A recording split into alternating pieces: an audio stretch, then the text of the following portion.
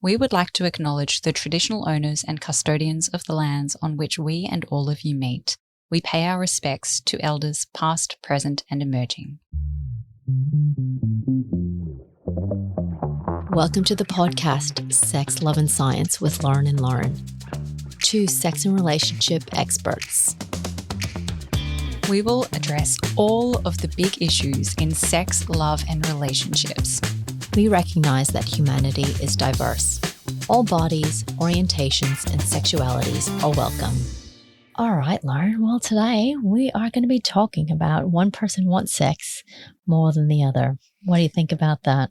Really common scenario we see in therapy all the time, where partners come in with this mismatched desire equation. And even personally, I'm pretty sure we know someone who either wants more sex or the partner wants more sex, and therefore think that there's something wrong with the relationship. So it hits home. I think a lot of people have these KPIs for sex that they're trying to achieve, and one person has higher KPIs than the other. They think, okay, if we have sex this many times, then the relationship is successful. And if we don't, it's not. And therefore, I'm the one that wants to achieve that target, so I'm the successful partner. And if you don't, then you're not. Yeah, exactly. Or wondering what everybody else is doing, or, like chatting to their friends and go, oh, wow, well, so-and-so has sex 3 times a week. Why don't we? Huh. Do you ever get asked as a sex therapist, what's the magic number? Yeah, all the time. Is this normal? Is what we're doing normal? What should we be doing? Yes. And I love to say it's you do you, right? What is normal? That's the whole nother episode, isn't it? Yes, absolutely. I think the amount of sex that you should be having is the amount of sex that you want to have, the amount that gives you pleasure. Exactly. And I mean, how could you realistically want the same amount of sex all the time? Like week in, week out, you're supposed to hit this number and have the same amount of sex, regardless of what you're doing. And I'm just not sure how that's possible. Yeah, it's a bit like saying, well, ice cream's my favorite thing to eat. Would you want ice cream all the time? Do you want it at 8 a.m? You might say yes for the first week, but then you might feel really sick after having it every week for breakfast. So it's about that balance of your needs and what's sustainable as well. And what's going on around you. Life is not always easy.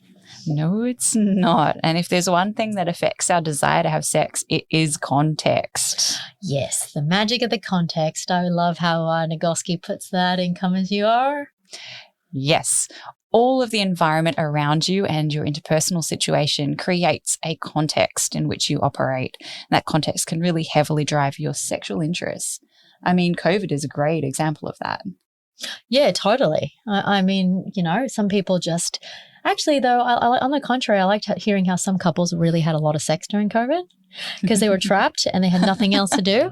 Those couples fared really well, which I thought was pretty awesome to hear. But that's kind of the minority, really. It was just a horrifically unsexy time for a lot of people. Yeah, I mean, trauma really can interfere with your sexual desires in terms of a hierarchy of needs. Sex is probably one of the first things to go. We see a lion, we see danger, we need to fight, and we need to freeze, we need to flee, or we need to people please it.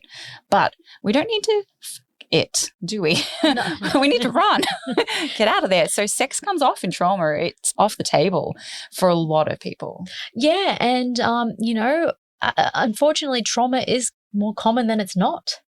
And we kind of sometimes stay clear of the trauma conversations, but when we can actually talk about it, it normalizes that this is what's going on for us. And then how do we put that into a sexual context?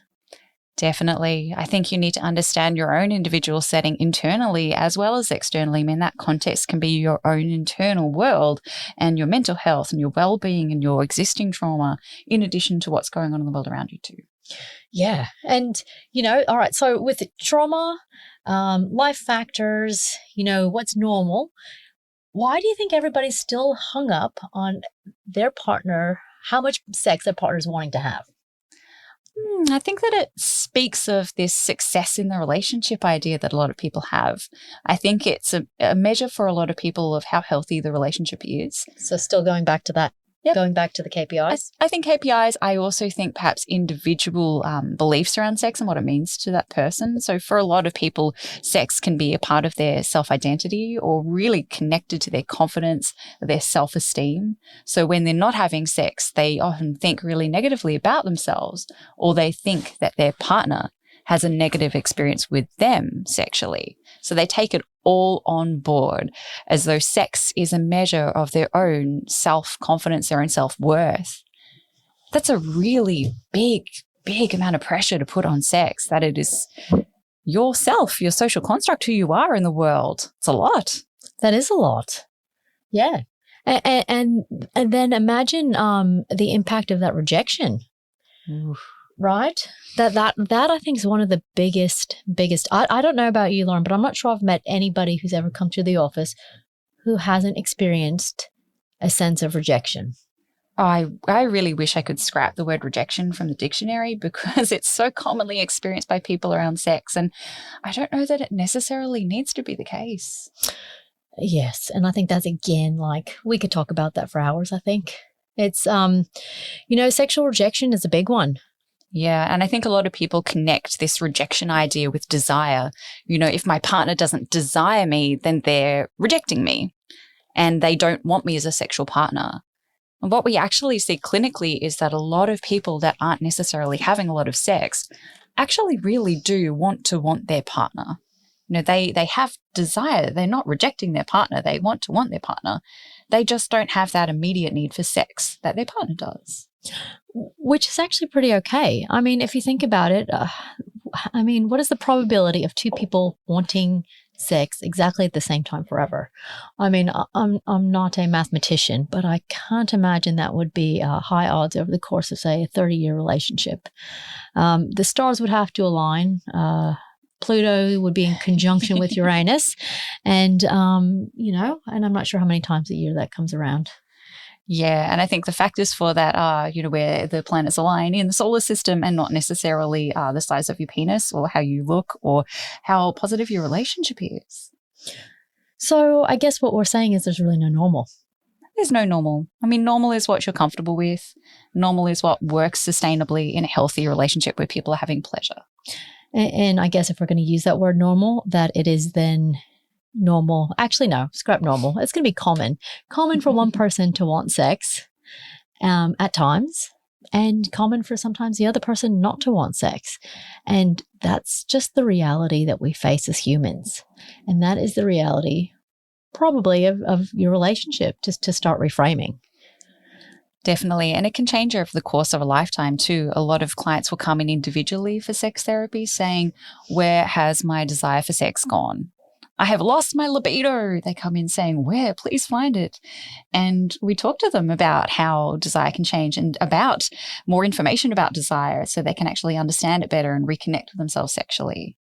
Yeah, good point. So tell me a little bit more about these two types of desires. Yeah. So high and low are gone out of the history books. That is not what we say in sex therapy. No one has a high libido and no one has a low libido. But what we do know from the beautiful research of Emily Nagoski is that there are two kinds of major desire. The first kind is spontaneous desire. Attention, penis owners. Now, this kind of desire, it comes on really quickly. So you could think about something sexy and you could have sex right then and there.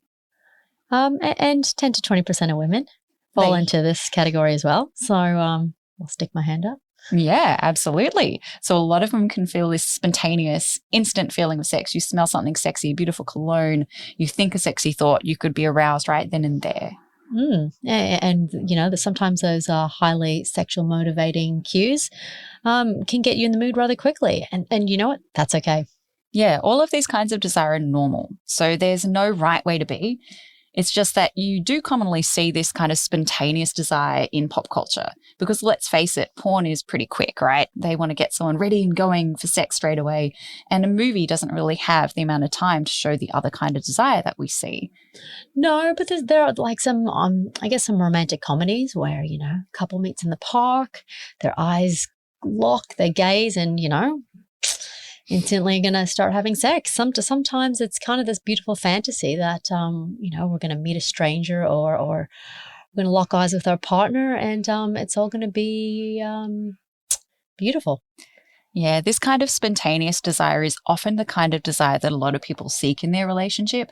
They come in and they say, I want my partner to jump my bones. I want them to come home and go, oh, yeah, I want to fuck you right now. Right, let's have sex.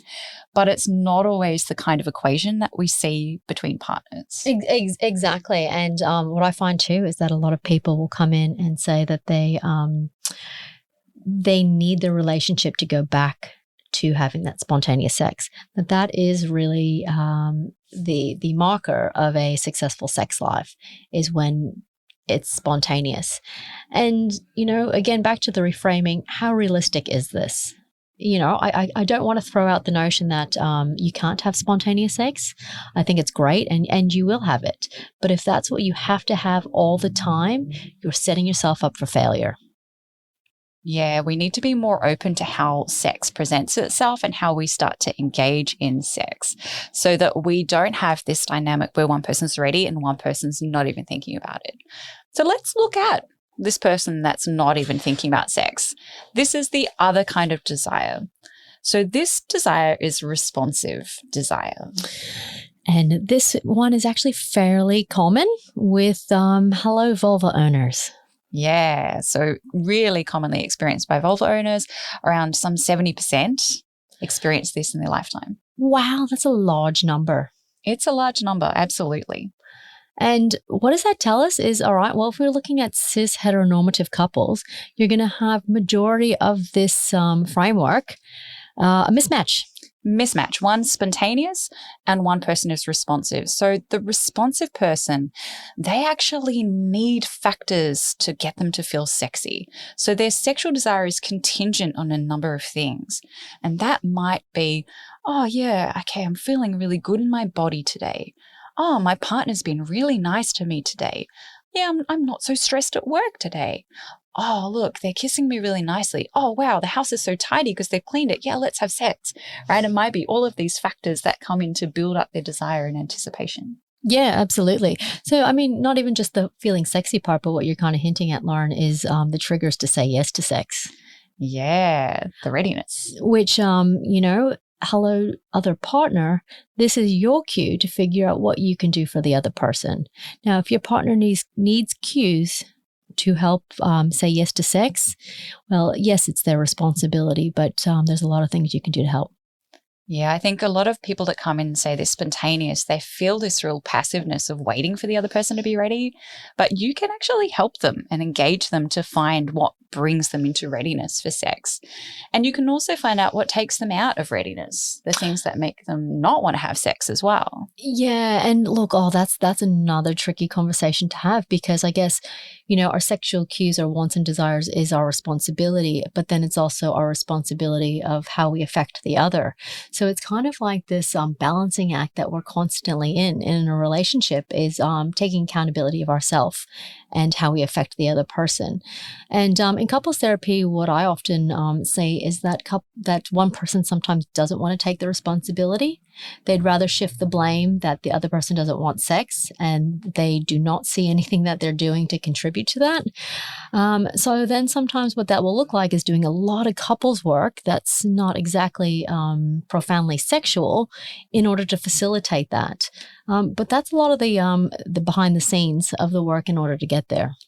Yeah, it's interesting when we look at people that are responsive, a lot of them will say that the cues and things that make them feel sexy aren't foreplay in the bedroom.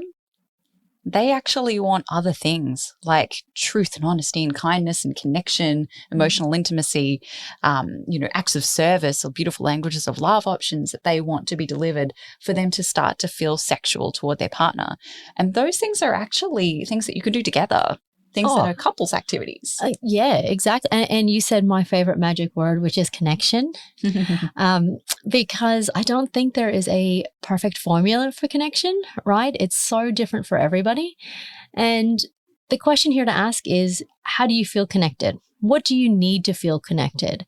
And you need to have this conversation with your partner, or partners, I should say, right? We don't want to exclude anyone on this show. And that's really important. And that's a question that's unique to you and to your relationship. We don't have the answers, and neither do other therapists. There's not a book. So I think this is a serious thing to reflect on and then talk to your partner about. It can also be a really fun thing to explore. I think a lot of people think, oh, I don't know what turns me on. Oh no, worried. But it can actually be really exciting to try new things and explore new activities that make you feel close and connected to your partner. Exactly. And you know what? Sometimes also just to take the pressure off, it doesn't necessarily have to be, a sexual activity or even a touch is what do you two do together that make you feel bonded? Do you go throw axes together? Do you have a picnic? Do you sing to each other? Do you read poetry?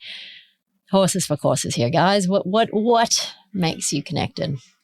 This can also work for people that aren't in relationships. So if you're solo and you're feeling really disconnected from your sexuality and you think maybe you might be responsive, that you have, factors that you need to meet to feel sexy, then give them to yourself. Ooh, I like that.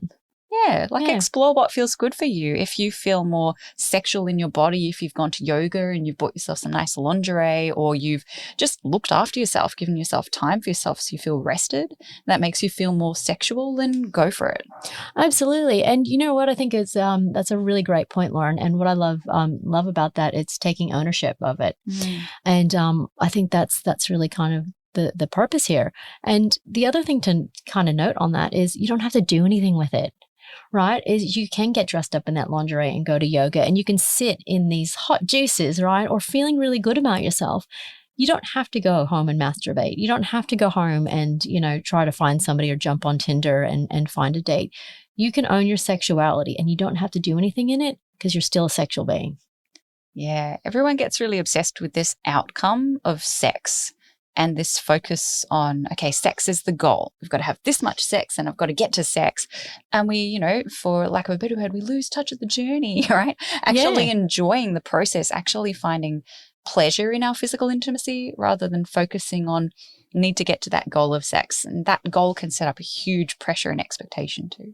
Yeah, that's a really good point. I mean, if we just compared like the feeling of being a sexual being to say being an honest person, you don't have to be saying something that is truthful to embody honesty.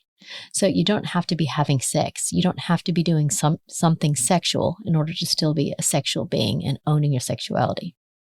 Definitely. And the more you stand in your sexuality and the more pleasure you find in yourself or with your partner, ironically, we know from the research that will actually connect you probably to having more instances of sex. But sex becomes like a byproduct of the pleasure rather than being the end state that we aim for. Yeah, exactly. So how should we communicate? If we're talking about, hey, I want to communicate safely what I like and what I don't like. Do you tell people there's right or wrong ways to be doing this? I think one of the interesting things I see is a lot of clients will come in and say that they'll just be hanging around and their partner will come up to them and go, do you want to have sex? The answer to that question for most people that are responsive is, no, I'm just sitting on the couch. What are you talking about? Yeah. I think 9 times out of 10. Yep. I think we soften the pressure around it and we just make opportunities for connection and pleasure. So you're just asking your partner, hey, would you like to connect? Are you open to some kind of physical connection with me? I like that.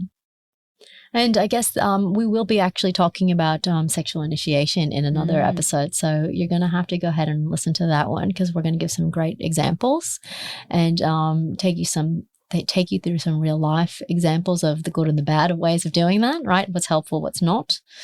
But I guess, Lauren, what you're talking about is opening the conversation up rather than making it black and white, yes or no. That's right. Yeah. So when we ask for sex, it tends to be a yes-no equation and we miss out on the full spectrum of sexual things or sensual things that you might actually be open to exploring. Exactly. And I'm going to bring this conversation back to context, if I may. Because this reminds me a lot of my couples who are, they've got young children. Maybe they don't have children. They've got really busy jobs. One's a shift worker. They don't have much time together.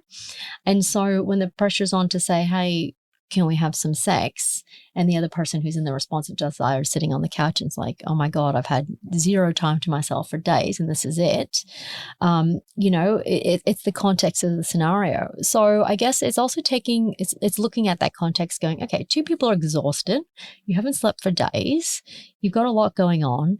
Okay, well, you don't have to be like, having some porn style 2-hour session.